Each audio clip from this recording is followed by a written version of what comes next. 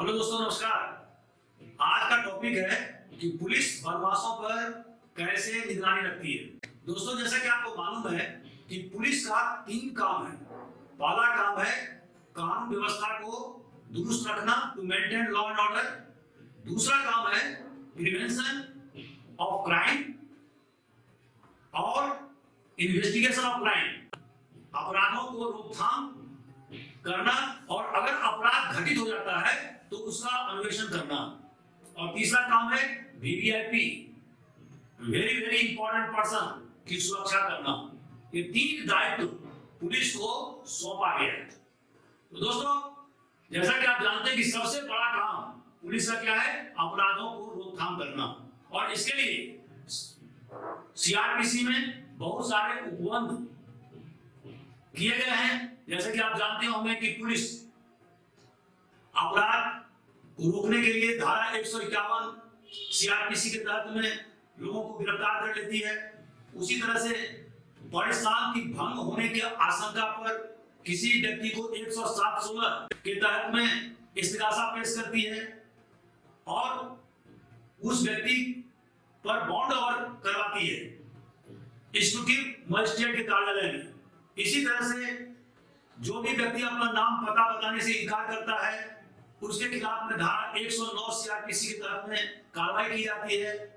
और जो व्यक्ति आतंक अपराधी होता है, अर्थात जिसने अनेक प्रकार के अपराध पूर्व में घटित किए हैं, उनके खिलाफ में पुलिस धारा 110 सीआरपीसी के तहत में कार्रवाई करती है और उसे जेल भेज देती है, खास करके वीवीआईपी के आगमन के पहले या विभिन्न त्योहारों के पूर्व, ताकि निर्विघ्न रूप से त्योहार संपन्न हो जाए और किसी प्रकार से उसमें खलल उत्पन्न नहीं हो। लेकिन इसके अलावा एक और महत्वपूर्ण काम है जो पुलिस लगातार करती रहती है, और वह है किसी भी अपराधी पर निगरानी रखना, अर्थात उस पर सर्विलांस थोपना।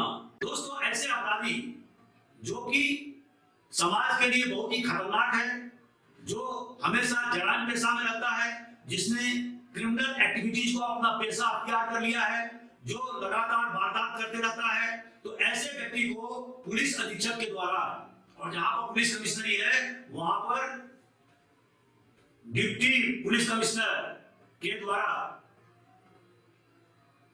उस व्यक्ति को निगरानी में रखा जा सकता है। दोस्तों, ऐसे व्यक्ति जो संपत्ति संबंधी अपराध जैसे कि लूट, चोरी, डकैती, नकबजनी, राहगीरी, ये सब अपराध करते हो तो इसके खिलाफ में हिस्ट्री शीट खोलने का विधान है।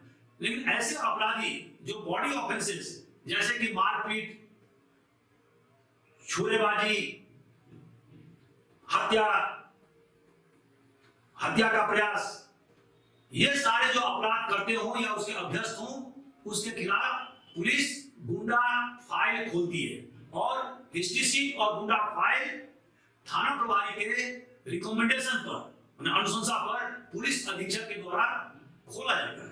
हिस्ट्री शीट के 5 भाग होते हैं। पहले भाग में पूरा विवरण होता है कि अपराधी का बल्दियत क्या है, सकूनत क्या है, उसका चेहरा मोहरा क्या है, उसके नाक नक्श कैसे हैं, उसका बाल का स्टाइल कैसा है, चेहरा में कोई खास चिन्ह है या टैटू मार्क है, शिनाख्त के निशान, उसके पिता या परिवार वाले रिश्तेदारों के नाम, उसके दोस्तों के नाम, इन सब बातों का उल्लेख भाग 1 में होता है। भाग 2 में अपराधी के द्वारा जो जो अपराध अभी तक घटित किए गए हों उनका उल्लेख वर्षवार किया जाता है। भाग 3 में उन सजा का विवरण होता है जिसमें कि अपराधी को सजा मिली हो या उसे रिहाई हो गई हो, एक्विटल मिल गया हो।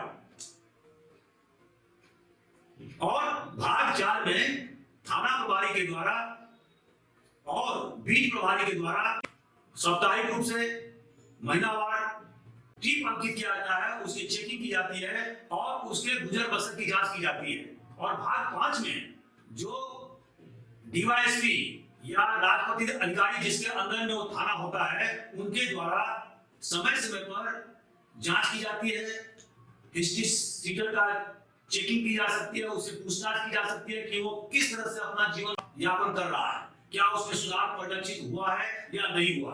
दोस्तों, किन किन अपराधियों को सर्विलांस के अंदर रखा जाता है? पहला, धारा 432 सीआरपीसी के तहत में ऐसे अपराधी जिसे सजा मिली हो लेकिन सजा काटने से पूर्व उसका सजा माफ हो गया हो या उसकी पूरी सजा को सस्पेंड कर दिया गया हो अर्थात निलंबित कर दिया गया हो, तो ऐसे अपराधी को सर्विलांस में रखे जाने का विधान है। तो ऐसे अपराधी को रिहाई किया जाएगा तो उसे यह ताकीद की जाती है कि रिहाई के 30 दिन के अंदर में वो पुलिस अधीक्षक के समक्ष प्रस्तुत होगा और अपना सकुनत मतलब रेसिडेंस बताएगा। उस पर यह भी पाबंदी लगाई जाएगी कि वो रिहाई के दौरान किसी प्रकार के अपराध में लिप्त नहीं होगा, वह देश को नहीं छोड़ेगा और जो सकुनत अर्थात रेसिडेंस उसके लिए फिक्स किया गया है उसी लिमिट के अधीन वह गुजर बसर करेगा। वह दूसरे किसी अन्य अपराधी के साथ में साठगांठ नहीं करेगा, उनके साथ में संलिप्त नहीं रहेगा। ऐसे अपराधी जिन्हें सजा मिली है लेकिन उनकी सजा को माफ कर दिया गया है या उनके सजा को निलंबित कर दिया गया है, तो ऐसे प्रकार के अपराधियों को निगरानी में रखने का प्रावधान है। दूसरे प्रकार के अपराधी धारा 356 सीआरपीसी के मुताबिक ऐसे अपराधी जिसे 3 वर्ष या उससे ऊपर की सजा मिली हो और दोबारा अपराध घटित किए जाने के बाद में पुनः उसे 3 या 3 वर्ष से अधिक की सजा मिली हो, तो ऐसे अपराधियों को भी सर्विलांस में रखने का प्रावधान है। और कोर्ट यह निर्देशित कर सकती है कि उस व्यक्ति को जब वो जेल की सजा भुगत लेगा तो रिहाई के बाद उसे 5 वर्ष तक एक निश्चित क्षेत्र में रहना होगा और इस प्रकार की पाबंदी कोर्ट के द्वारा लगाने के बाद संबंधित थाना प्रभारी उस पर सतत निगरानी रखेगा ताकि वह पुनः अपराध में संलिप्त नहीं हो सके। तीसरे प्रकार के वो अपराधी जिसके बारे में पुलिस अधीक्षक को यह विश्वास है कि इसने जराइम पेशा अपना लिया है, यह समाज के लिए बहुत घातक है, इस पर निगरानी रखना आवश्यक है, नहीं तो समाज में विघ्न पैदा करेगा, परिशांति को भंग करेगा।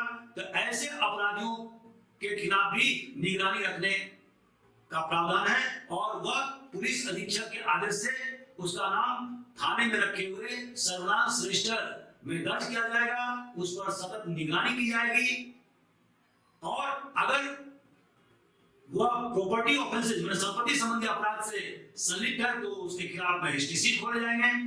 अगर वो शरीर संबंधी अपराध में ज्यादा लिप्त रहता है तो उसके खिलाफ गुंडा फाइल खोला जाएगा पुलिस अधीक्षक के आदेश से और उस पर सतत निगरानी की जाएगी। दोस्तों, बदमाशों पर निगरानी कैसे रखी जाती है, उसका मोडस ऑपरेंडाई क्या होता है, उसकी कार्यविधि क्या होता है? पहला, संबंधित थाना प्रभारी और बीट प्रभारी निगरानी शुदा बदमाश का आमद और खर्च को देखता है कि क्या वो ज्यादा पैसे खर्च तो नहीं कर रहा है, अगर खर्च कर रहा है तो उसके आमदनी के स्रोत क्या है, उसका मूवमेंट क्या है, उसके दोस्त और रिश्तेदार कौन कौन है जहां पर कि वो अक्सर जाता रहता है, उसका अब उस मोहल्ले में क्या प्रतिष्ठा है, शोहरत क्या है, क्या वो अभी भी वारदात कर रहा है या नहीं कर रहा है। दोस्तों, जैसा कि आप जानते हैं कि बहुत सारे ऐसे अपराध होते हैं जिसमें कि अपराधी छूट जाते हैं, हालांकि पुलिस साक्ष्य जुटाती है लेकिन कोर्ट में उसको साबित नहीं कर पाती है, तो ऐसे अपराधियों को सस्पेक्ट रजिस्टर में रखा जाता है कि ऐसा अपराधी जिसके खिलाफ में अपराध पंजीबद्ध तो हुआ है, चार्जशीट भी दायर किया गया है लेकिन कोर्ट के द्वारा उसे एक्विटल मिल गया है, तो ऐसे अपराधी को सस्पेक्ट रजिस्टर में रखा जाता है और उसकी भी चेकिंग की जाती है। थाना प्रभारी और बीट प्रभारी के द्वारा रेगुलर चेकिंग की जाती है ऐसे निगरानी शुदा बदमाश की, उसके घर के बाहर में पिकेटिंग की जाती है ताकि यह पुलिस वाले देख सकें कि उसका आमद रफ्त क्या है, वो घर में कब रहता है, कब नहीं रहता है। इसके अलावा पटेल, मुखिया या कोटवार के द्वारा निगरानी शुदा बदमाश के बारे में जानकारी थाना प्रभारी के द्वारा ली जाती है कि आखिर बदमाश आजकल क्या कर रहा है। दोस्तों, जब निगरानी शुदा बदमाश अपना शहर छोड़ करके किसी दूसरे जगह जाता है या दूसरे थाना क्षेत्र में जाता है, तो थाना प्रभारी दूसरे क्षेत्र के थाना प्रभारी को बैड कैरेक्टर रोल भेजता है, जिसको बीसी रोल कहते हैं। और इस बीसी रोल में उस बदमाश के बारे में सारी जानकारी रहती है और इस बीसी रोल के माध्यम से संबंधित थाना प्रभारी को यह आगाह किया जाता है कि जब तक बदमाश उसके थाना क्षेत्र में रहता है तब तक उस पर पूरी तरह से निगाह और निगरानी रखा जाए, ताकि उस थाना क्षेत्र में बदमाश कोई अपराध घटित नहीं कर सके।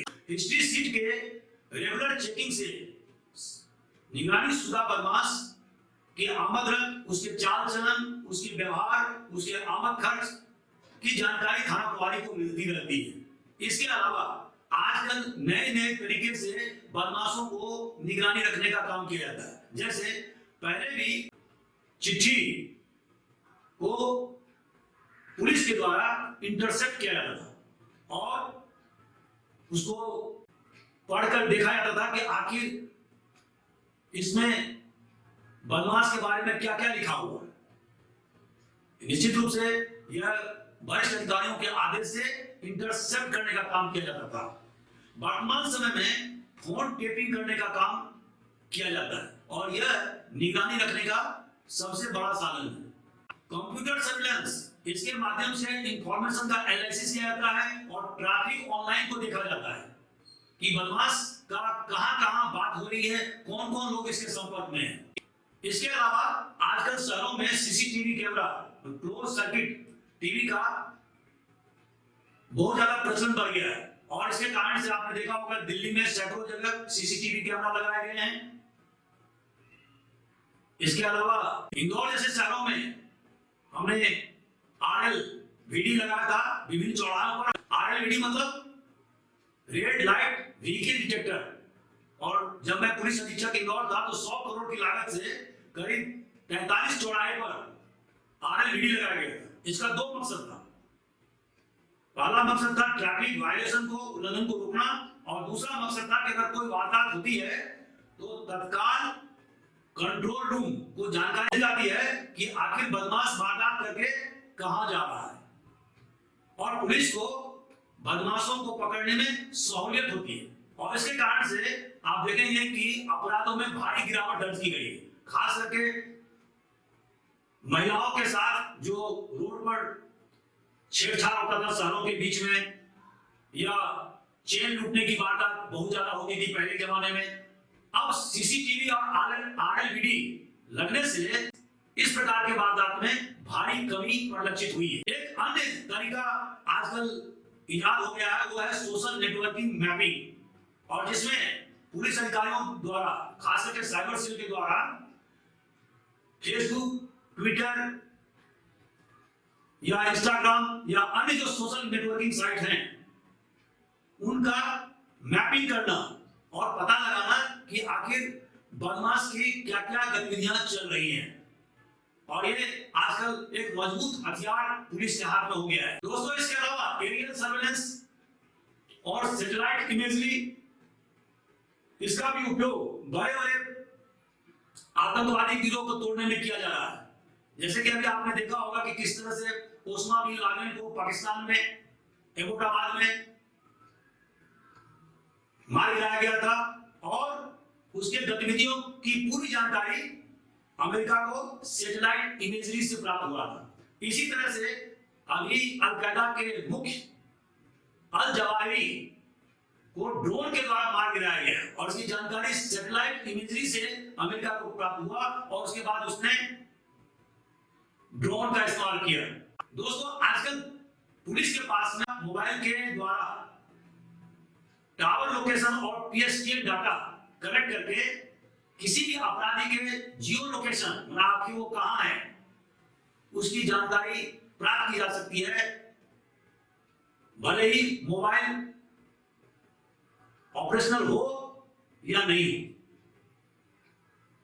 इसके अलावा टावर लोकेशन ज्ञात करके बहुत सारे अपराध के बारे में पुलिस आजकल पता लगा रही है और उन्हें सफलता मिल रही है। अब प्रश्न उठता है कि किसी भी बदमाश या अपराधी के खिलाफ निगरानी कितने दिन के लिए रहे। तो दोस्तों यहां मैं स्पष्ट कर देना चाहता हूं कि जब भी हम किसी बदमाश का या अपराधी का सर्विलांस करते हैं तो उसके राइट टू प्राइवेसी, जिसे धारा 21 में सुप्रीम कोर्ट के द्वारा एक पवित्र अधिकार प्रदान किया गया, उसका हम लोग उल्लंघन करते हैं। तो चूंकि यह समाज के व्यापक हित को देखते हुए किसी भी अपराधी पर निगरानी किया जाता है, तो ऐसी स्थिति में पुलिस को यह कोशिश करना चाहिए कि कम से कम समय तक किसी भी अपराधी के ऊपर निगरानी रखा जा सके, ताकि वो सही ढंग से अपना गुजर बसर कर सके, उसका व्यक्तिगत जीवन का किसी प्रकार से नुकसान नहीं हो। दोस्तों, सर्विलांस या निगरानी अपराध के रोकथाम के लिए पुलिस के पास एक जबरदस्त हथियार है, बशर्ते कि उस हथियार का सही ढंग से इस्तेमाल किया जा सके। और इसके लिए जो सबसे महत्वपूर्ण जो फॉर्मूला है वह है MAMS। M मतलब मूवमेंट, A मतलब एसोसिएट, M मतलब मेंटेनेंस और S मतलब सस्पिशन। इसका अर्थ यह हुआ कि पुलिस अधिकारी यह देखता है कि निगरानी शुदा बदमाश का मूवमेंट क्या है, वो कहां जाता है, उसकी आमद कहां है, उसके कौन कौन से दोस्त साथीदार हैं जिसके साथ वो संपर्क में रहता है, उसके जीविकोपार्जन के साधन क्या है, वो गुजर बसर कैसे कर रहा है, क्या कोई नया धंधा चालू किया है। और एस मतलब सस्पिशन, मतलब वो निगरानी में रहने के बावजूद जो उस इलाके में अपराध घटित हुए हैं उसमें किस किस अपराध में वो सस्पेक्ट हुआ है। हालांकि पुलिस के पास में पर्याप्त सबूत नहीं है जिससे कि वो उस निगरानीशुदा बदमाश के खिलाफ चार्जशीट कोर्ट में दायर कर सके, लेकिन क्या वह निगरानीशुदा बदमाश किसी अपराध में संदेही रहा है? अगर हाँ, तो उसे सस्पेक्ट रजिस्टर में रखना होगा और उस पर सतत निगरानी करना होगा। अगर कोई निगरानीशुदा बदमाश 3, 4 साल, 5 साल के बाद में किसी भी अपराध में संदेही नहीं हो रहा है या वो इनएक्टिव हो गया है, तो ऐसे निगरानीशुदा बदमाश को निगरानी से हटाया जा सकता है, उसका नाम सर्विलेंस रजिस्टर से काट दिया जाएगा और उसके खिलाफ जो रजिस्ट्री या गुंडा फाइल खोला गया है वह पुलिस अधीक्षक के आदेश से उसे बंद किया जा सकेगा। तो दोस्तों, आज का हमारा वीडियो कैसा रहा इसके बारे में आप अपनी टीम से जरूर अवगत करावें। कल पुनः मैं एक और वीडियो लेके आऊंगा कि ट्रैकिंग डॉग्स जो पुलिस के द्वारा घटना के बाद इस्तेमाल होता है वो कितना कारगर है, उसके क्या महत्व है साक्ष्य में, इसके बारे में मैं डिटेल व्याख्या प्रस्तुत करूंगा। Thank you very much.